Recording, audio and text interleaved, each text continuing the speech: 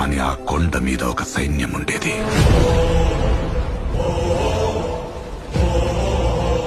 దేశం జల్లెడపట్టి రాజు తెచ్చుకున్న సైన్యం.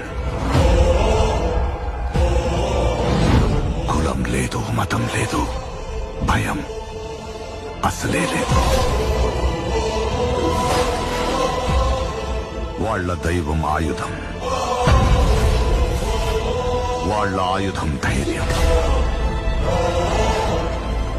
రేయింబగళ్ళు కొండ మీద నుంచి సముద్రాన్ని కావలి కాసేవాళ్ళు.